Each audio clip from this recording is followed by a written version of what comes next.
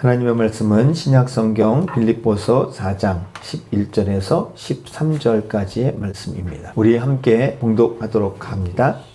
내가 궁핍함으로 말하는 것이 아니라 어떠한 형편이든지 나는 자족하기를 배웠노니 나는 비천에 처할 줄도 알고 풍부에 처할 줄도 알아 모든 일 곧 배부름과 배고픔과 풍부와 궁핍에도 처할 줄 아는 일체의 비결을 배웠노라.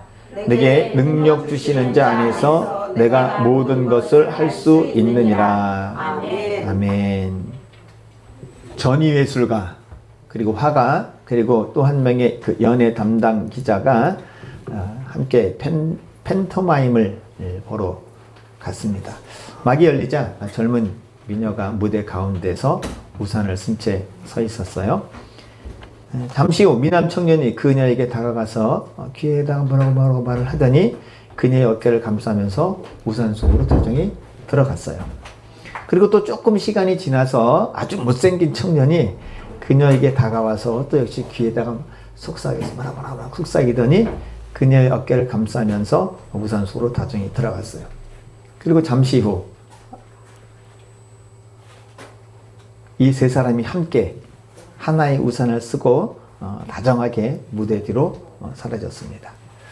자, 이 판토마임은 무엇을 말하는 것일까요? 자, 막이 내리자 첫 번째 전위예술가가 이렇게 말했어요. 저것은 한 여자와 두 남자 사이에 복수 성관계를 의미하는 거야. 그러니까 한 여자와 두 남자가 한 여자를 좋아하는 거야. 그러자 화가가 말했어요. 아니야.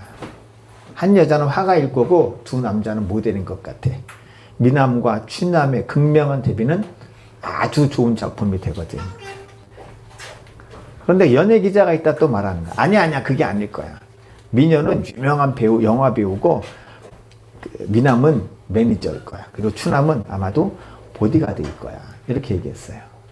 자, 그러면 여러분들이 이 세 의견 중에 어떤 것이 맞다고 생각이 드시나요? 아니면 이것과는 다른 또 다른 의견이 있으신가요? 사실 이 이야기는 창녀와 철학자라고 하는 그 철학 우화집에 나오는 이야기예요. 작가는 이 이야기를 통해서 본인이 의도한 걸 이렇게 얘기해요. 인간 사는 다 이 판토마임과 같다. 사람들은 각자의 직업의 안경, 그리고 지식의 안경, 문화의 안경, 인종의 안경, 성의 안경 등을 쓰고 세상을 자기 방식으로 바라본다는 거예요.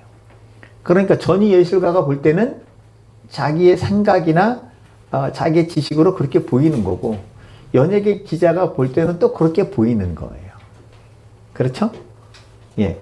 그러니까 어떤 상황과 환경에 있어서 그것을 액면 그대로 이해하고 받아들이려고 하기보다는 자기의 어떤 지식이나 자기의 배경이나 생각이나 그런 것들로 한번 해석을 한다는 거죠.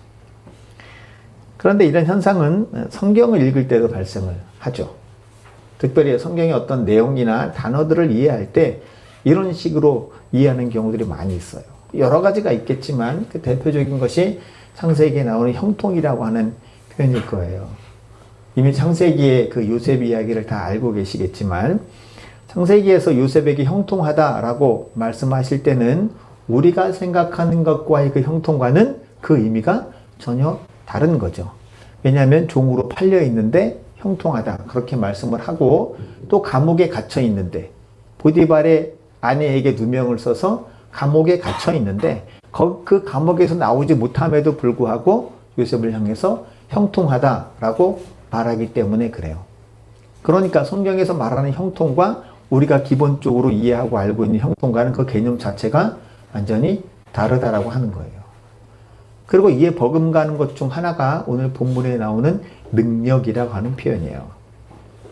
자, 일반적인 차원에서 능력에 대한 이해는 우리가 무엇을 할 수 있는 힘 아니면 그 어떤 것들을 의미하죠. 또 내가 이루고 싶어 하는 그 무엇을 이룰 수 있는 수단으로서의 능력을 생각해요. 제가 91년 2월에 군에 입대를 했는데 2월 19일 날에 있다는데 그 전주에 운전면허를 땄어요. 군대 가서 아무 소용도 없었지만. 근데 그 자동차 실기 연습을 하는 연습장 그 담벼락에 이렇게 코스를 도는 큰 담벼락에 이 말씀이 쓰여 있었어요. 내게 능력 주신 자 안에서 내가 모든 것을 할 수 있느니라. 나중에 보니까 그 자동차 학원의 그 사장님이 장로님이시래요. 이름도 기억나요. 그 자동차, 주신 자동차. 자, 그러면 사람들이 운전 연습을 하면서 우리는 말씀인데, 내게 능력 주시는 자 안에서 내가 모든 것을 할 수 있다. 그 문구를 딱 볼 때 무슨 생각이 들까요? 난 운전면허를 딸 수 있다! 뭐 이런 생각 들지 않겠어요? 그리고 주로 우리가 이제 이 말씀에 내가 하고 싶은, 내가 원하는 것들을 집어넣죠. 이런 거예요. 내게 능력 주시는 자 안에서 내가 대학에 합격할 수 있느니라. 내게 능력 주시는 자 안에서 내가 사업에 성공할 수 있느니라. 내게 능력 주시는 자 안에서 내가 원하는 그 어떤 것을 할 수 있느니라. 이렇게 우리가 고백을 하는 거죠. 그러면 이 능력이라는 것에 대해서 바울도 지금 우리가 이해하는 식으로 그렇게 이해하고 그렇게 생각해서 그 능력을 여기다 지금 그렇게 기록해 놨을까 하는 것이에요. 물론 하나님께서 능력을 주셔서 우리로 하여금 인생에 당면한 일들에 있어서 이기게 하시고 또 피하게 하시는 것은 분명한 사실입니다. 절대 부정할 수 없는 거예요. 하나님 우리에게 능력을 주셔서 능히 대적들을 당하기도 하시고 승리하기도 하시기 때문에 그렇습니다. 자, 다윗이 골리앗을 쓰러뜨릴 수 있었던 것은 보이지 않는 하나님의 능력이 다윗에게 부어졌기 때문이죠. 어디로 가든지 일을 형통하게 잘할 수 있었던 건 역시 하나님께서 다윗에게 은혜를 부으시고 능력을 주셨기 때문이에요. 엘리야 3년 가뭄에 하늘에서 불을 내리고 하늘에서 비를 내리게 했던 그 능력은 엘리야의 것은 아니지만 엘리야를 통해서 하나님께서 그 능력을 나타내 보신 것은 분명한 사실이죠. 그러니까 하나님께서 우리에게 어떤 그 능력을 부어주셔서 그 능력을 행하게 하시는 것은 분명한 사실이에요. 사실이에요. 하지만 그럼에도 불구하고 이 능력이라는 표현에 대해서 우리가 생각해 보는 이유는 지금 이 표현이 다른 데가 아니라 빌립보서에서 나오기 때문에 그래요. 빌립보서. 자, 빌립보서는 아시는 것과 같이 바울이 감옥에 갇혀 있을 때 기록된 서신이에요. 성경 기록된 바에 의하면 바울은 3차례에 걸쳐서 아시아와 유럽에 복음을 전하죠. 그리고 3번째 전도를 마쳤을 때 예루살렘에 이르게 되는데 그때 그곳에서 유대인들에게 고소를 당하게 됩니다. 그리고 이 과정에서 로마 시민권자였던 바울은 가이사 황제에게 항소함으로 유대에서 예루살렘을 떠나서 로마로 이송되어서 이제 황제에게 직접 재판을 받게 되는데 그때 일단 죄수의 신분이니까 감옥에 갇히게 되는 거예요. 하지만 여기서의 감옥은 우리가 생각하는 식의 그런 철창 있는 감옥은 아닙니다. 예. 뭐 에베소서에 보시면 내가 쇠사슬에 매인 사신이 됐다라고 해서 자유롭지 않은 것은 분명한 사실이지만 또 사도행전 28장을 보시면 온 이태를 2년을 자기 셋집에 머물면서 자기에게 오는 사람을 영접하고 하나님 나라를 전파했다. 주 예수 그리스도에 관한 것을 담대히 말했다라고 하는 그 말씀을 보면 창살이 있는 감옥은 아니었다라고 생각할 수 있어요. 그러나 어찌되었건 분명한 사실은 지금 바울은 감옥에 갇혀 있는 것이 사실이에요. 자, 그리고 이렇게 갇힌 바울을 위해서 바울이 2차 전도를 하면서 세웠던 빌립보 교회의 성도들이 바울이 감옥에 갇혀 있다는 소식을 듣고 바울을 위해서 이제 필요한 것들을 이제 공급해 줘요. 빌립보서 4장을 보시면 한두 번은 아니고 여러 번 그렇게 그 전에도 도왔고 요번에도 그 에바브로디도라고 하는 사람을 통해서 바울이 갇혀 있는 로마의 감옥에 바울이 필요한 것들을 공급해 줍니다. 그리고 바울은 이것을 받고 나서 빌립보 성도들에게 감사를 표현하는데 그 감사를 표현하는 가운데 오늘 본문 말씀이 있는 거예요. 성경을 보시면 일단 우리가 읽었던 본문인데 10절에서 14절까지를 제가 다시 한번 볼게요. 내가 주 안에서 크게 기뻐함은 너희가 나를 생각하던 것이 이제 다시 싹이 남이니 너희가 또한 이를 위하여 생각은 하였으나 기회가 없었느니라. 내가 궁핍함으로 말하는 것이 아니라 어떠한 형편이든지 내가 자족하기를 배웠노니 내가 비천에 처할 줄도 알고 풍부에 처할 줄도 알아. 모든 일에 배부르며 배고픔과 풍부와 궁핍에도 일체의 비결을 배웠노라. 내게 능력 주시는 자 안에서 내가 모든 것을 할 수 있느니라. 자, 이 말씀을 보면 지금 바울은 기뻐하고 있는 것은 분명한 사실이에요. 빌립보서에서 계속 반복되는 단어 중에 하나가 기쁨이에요. 기뻐한다는 거예요. 빌립보 교회 성도들이 바울에게 물품을 보내준 것도 고맙지만 사실 바울이 지금 더 고마워하는 것은 바울을 생각하는 그 마음을 더 고마워하는 거예요.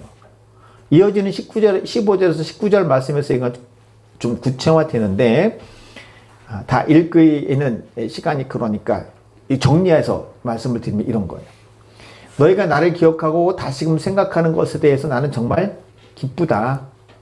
내가 복음을 전하는 초기에 즉 내가 마게도냐를 떠날 때 나를 도와준 것도 너희 빌립보 교회 성도들이다.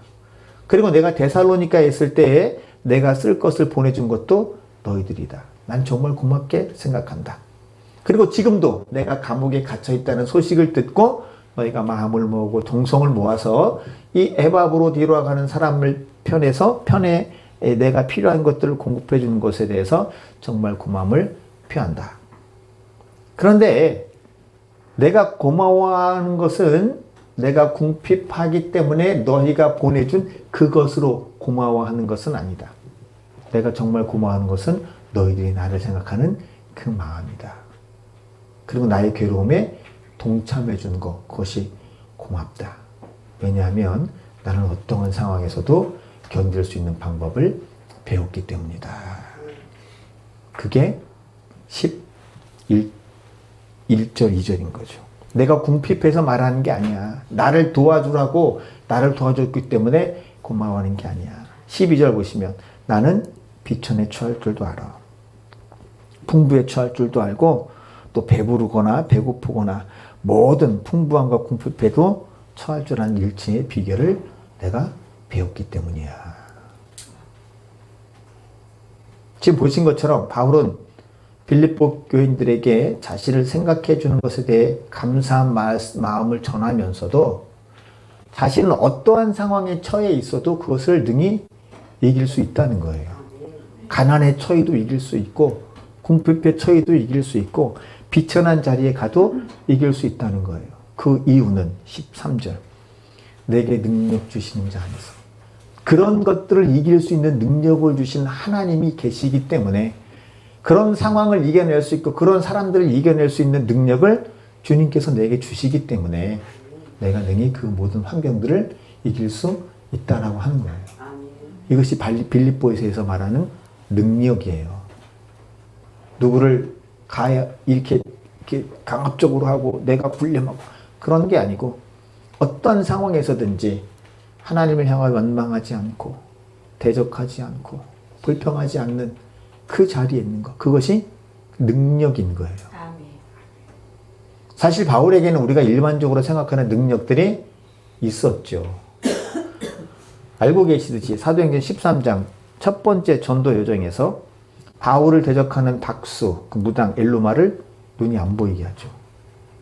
루스드라에서는 안진뱅이를 일으켜 세우고 귀신 들려 점치는 그 여종에게서 귀신을 쫓아내서 온전하게 하고 그다음에 안착을 하게 되죠. 그곳에 있던 그 부친과 다른 사람들을 고쳐요. 셋째 하늘에도 올라갔다 옵니다. 바울은 이런 그 능력들이 있었어요. 그럼에도 불구하고 바울은 그것들을 자랑하지 않습니다. 3000층 셋째 하늘에 올라갔다 온 것도 본인이 갔다 왔다 그러지 않고 내가 아는 어떤 사람이 그래서 이렇게 3자를 표현하죠. 지금 바울이 말하는 능력은 그런 것들이 아니고 어떠한 상황에서도 내가 하나님을 향하여 원망하지 않을 수 있는 그 능력, 그것을 능히 이길 수 있는 능력. 누가 주셨다?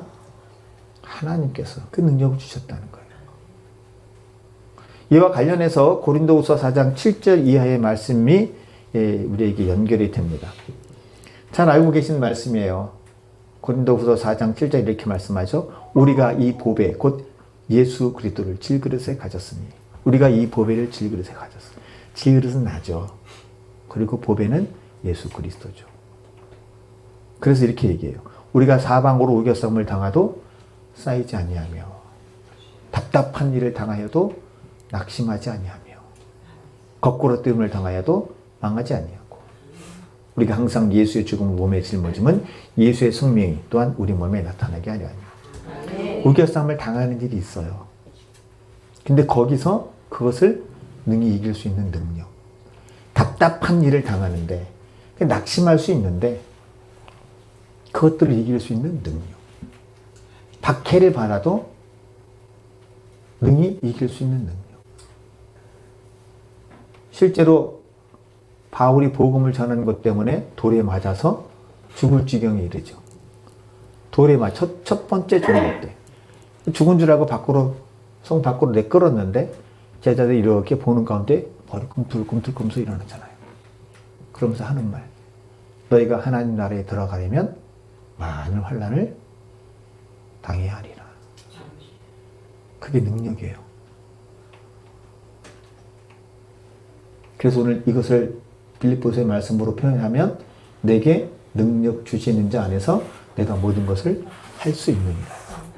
내가 원하고 바라고 모든 것들을 이룰 수 있는 그런 능력이 아니라 하나님의 나라를 어떤 상황에 놓든 어떤 상황에 처하게 하시든 그것이 내가 이해할 수 있고 받아들일 수 있는 것이든 내가 이해할 수 없고 받아들일 수 없는 것이든 나를 그 상황에 밀어놓은 그 상황에서 그것을 능히 이길 수 있는 능력이 내게 하나님께로부터 임했다는 거예요. 사실 이런 말씀을 보면서 참 마음이 아픈 부분들이 있어요. 하나님 앞에 신실한 믿음의 삶을 살고 신실한 믿음을 지켰음에도 불구하고 우리 인생의 눈으로 볼 때는 정말 안 풀리는 경우들이 있어요. 잘 모르는 사람들은 네가 죄를 지어서 그렇지, 기도가 없어 부족해서 그렇지, 마치 욥의 친구들과 같이 뭐 제대로 알지도 못하면서 자기의 생각으로 자기가 가진 지식이나 경험으로 판단을 해버리는 거예요. 그러한 상황에서도 능히 견디고 이길 수 있는 능력이 우리 안에 부어지는 거예요. 이런 차원에서 보면 기도는 우리의 환경을 바꾸어 달라는 것 그 이상임을 알 수 있죠. 아무리 기도를 해도 그 상황이 달라지지 않는 경우들이 있어요. 앞서 말씀드렸듯이 신실한 믿음의 사람들인데도 그런 기도가 응답되지 않는 경우들이 있어요. 이해할 수 없어요. 늘 말씀드리지만 욥은 자신이 고난당하는 이유를 모릅니다. 성경에 의하면 죽을 때까지 몰라요. 왜냐하면 그 이야기는 천상에서 이루어진 일이기 때문에. 요셉도 처음엔 몰랐겠죠. 내가 왜 이런 고난을 당해야 될까? 그리고 그 환경을 바꿔달라고 얼마나 많이 기도했을까요? 하나님, 나는 억울합니다. 보디발의 아내가 나에게 누명을 씌워서 나를 감옥에 쳐넣었는데 내가 여기서 빠져나갈 방법이 없습니다. 시편에 보시면 그의 몸이 쇠사슬에 매고 찹게 채워졌다. 일반적으로 생각해도 그렇죠. 지금으로 하면 국방부 장관의 아내를 성폭행하려다 미수에 그친 그 미수범을 감옥에 들어갔을 때 어서 오십시오. 처음부터 재반 사무를 맡겼겠어요? 얼마나 모질게 다뤘을까요? 그런 가운데 요셉이 했던 기도는 뭘까요? 하나님, 저는 억울합니다. 저를 여기서 건져주십시오. 응답이 안 와요. 그리고 어쨌든 거기서 성실하게 살아서 인정을 받고 감옥에 재환사무를 다 맡죠. 그리고 애굽의 술 맡은 관원장, 떡 맡은 관원장 꿈을 해석해줘서 그대로 돼요. 술 맡은 관원장이 복직될 때 요셉이 그렇게 부탁을 하죠. 나는 여기 들어올 그럴 죄를 진 적이 없습니다. 당신이 나가면 나를 꼭 기억해 주십시오. 나갔어요. 그러면 요셉은 그 다음부터 기대를 했을까요? 안 했을까요? 기대했겠죠. 왜? 본인이 꿈 해석해 준 것 그대로 이루어졌으니까. 하루가 지나고 일주일이 지나고 한 달이 지났는데 감감무소식. 기도의 응답이 없어. 1년이 지나가는데도 기도의 응답이 없어. 그러면 절망하게 되고 낙심하게 되고 분노하게도 됩니다. 저는 입대하기 전에 하나님께 군종 되기를 기도했어요. 하나님 군종으로 내려보내 주십시오. 그리고 거기에 대한 확신이 있었어요. 근데 군대를 딱 갔는데 절의 찬스가 딱 온 거예요. 신병교육대에서 신병교육대에 있는 그 연대교회의 군종이 이제 상병 말로 가면서 이제 후임병을 찾아야 돼요. 그때 이제 제가 있었던 거죠. 신학대학을 다니다 왔었고, 그리고 그때도 반주를 했으니까. 아주 뭐 딱 맞는 조건이에요. 훈련 끝나고 작전과장이 저를 불렀어요. 쭉 이제 상담을 했죠. 그리고 그 선임병도 저를 이제 후임병으로 이렇게 보고를 다 해서 그렇게 된다고 얘기를 해줬어요. 그럴 줄 알았어요. 역시 기도의 응답은 어디 가지 않는 건. 근데 어느 날 이분이 오더니 아주 슬프고 민망한 기색을 띠면서 안 됐다 그러는 거예요. 왜? 이유는 몰라요. 이유는 몰라요. 이게 뭐지? 낙심이 돼요. 절망하게 되는 거예요. 그러다가 이제 또 각 부대에서 이렇게 차출이라고 해서 자기네 부대에 필요한 사람들을 이렇게 미리 뽑아가는 그런 부대에서 와요. 거기도 또 들리는 소문에 군종을 뽑으러 온대요. 또 잔뜩 기대를 했죠. 웬걸. 이것도 또 꽝이야. 그리고 훈련 6주를 마치고 이제 자대 배치를 가게 됐어요. 차에 실려서, 트럭에 실려서 이렇게 가서 위병소를 딱 지나가는데, 위병소를 지나가는 오른쪽 대각선으로 교회가 있는 거예요. 와, 역시 응답이 오는 것. 그리고 쭉 올라갔는데, 제가 받은 그 군 투기가 있어요. 근데 그거는 저 하나밖에 없어요. 제가 포병인데, 포를 쏘는 게 아니라 포를 쏠 때 필요한 제원들을 받는 거예요. 물론 이제 상황실에도 받지만 주특기상 저 하나인 거예요. 그러니까 저는 군종을 내려갈 수가 없는 거예요. 낙심이 됐어요. 절망이 됐어. 1년 동안. 통신과 뒤에 철망이 있고 그 철망을 넘어가면 일반 그 산도로예요. 거기 넘어가면 탈령이에요. 탈령하고 싶은 마음이 막 올라오는 거예요. 하나님이 나한테 어떻게 이룰 수 있을까? 어떻게 지나갔는지도 모르겠어요. 그냥 하나님의 은혜로 탈령을 하는 것 같아요.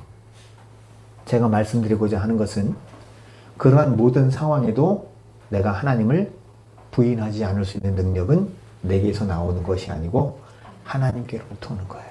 아멘. 내가 그렇게 기도를 하고 간구를 했음에도 불구하고 하나님께서 들어주시지 않음에도 불구하고 내가 신앙의 자리, 믿음의 자리를 지킬 수 있는 그 능력이 하나님께로부터 오는 것이고 그 능력으로 내가 그 자리를 지키는 거예요.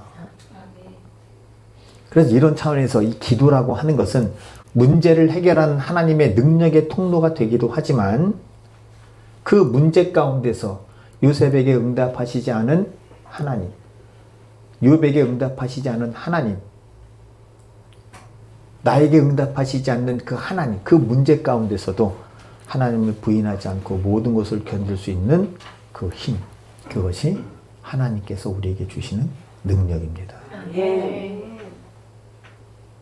이런 차원에서 하나님께서 거두어 주시지 않는 시련과 고난을 당한다 할지라도 하나님 능히 이길 수 있는 힘을 주시고 견뎌낼 수 있는 힘을 주시고 부인하지 않을 수 있는 내 믿음의 자리를 버리지 않을 수 있는 능력을 내게 더해 주십시오. 그렇게 기도할 필요가 있죠. 그리고 이렇게 기도할 때 모든 상황과 환경을 이길 수 있는 하나님의 능력이 내게 부어질 거예요. 상황을 바꿔주실 수도 있고 바꿔주시지 않을 수도 있어요.